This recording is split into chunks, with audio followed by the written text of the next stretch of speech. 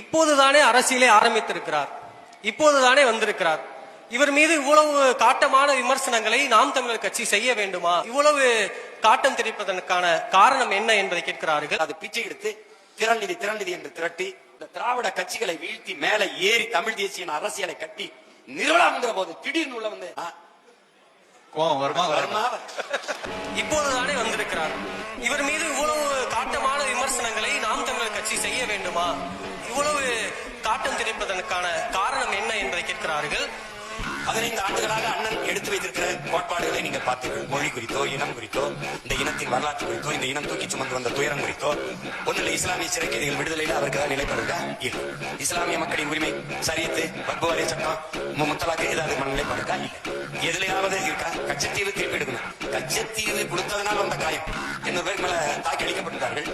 அந்த சாவின் வழி அண்ணன் முன்வைத்த கோட்பாட்டை தாண்டி ஒரு தத்துவத்தை வைத்து அவரையும் விட ஆகச் சிறந்த ஒரு கோட்பாட்டோடு நான் வருகிறேன் என்றால் கைதட்டி வரவேற்று முதல் தொண்டனாக இருக்க தயாராக இருந்தால் இந்த சீமா நீங்க புரிஞ்சு ஒண்ணுமே இல்லாம ஆண்டோர்களும் சான்றோர்களும் இருந்து அரசியல் செஞ்ச இந்த நிலத்தில் உலகத்திற்கு பொதுமறை தந்த மக்கள், அறத்தின் வழி நின்று வாழ்ந்த மறவர் கூட்டம், எப்பேற்பட்ட இனத்தின் மக்கள், எவ்வளவு பெரிய பேரறிஞர் இருந்த இடத்தில் இந்த இடத்தில் இவ்வளவு பெரிய கோட்பாட்டை வைத்து இந்திய திராவிட சூழ்ச்சிகளால் தாழ்த்தி வீழ்த்தப்பட்டு உரிமை இழந்து அடிமைப்பட்டு கிடக்கிற தமிழ் சமூகத்தில் இனச்சாவில் இருந்து கத்தல் கடலில் இருந்து பிறந்த மகன் கருணாநிதி ஜெயலலிதா என்ற மிகப்பெரிய ஆளுமைகளை ஊழலுக்கு 1.5 ஆண்டுகளுக்கு மேலே சிறையில் இருந்து 220 வழக்குகளை போடப்பட்டு ஏறாத நீதிமன்ற படிக்கட்டில்லை, தொழில் செய்ய முடியாது, கடவுச்சீட்டில்லை, ஒரு நாட்டுக்கு பறந்து செல்ல முடியாது, எங்கேயும் போக முடியாது.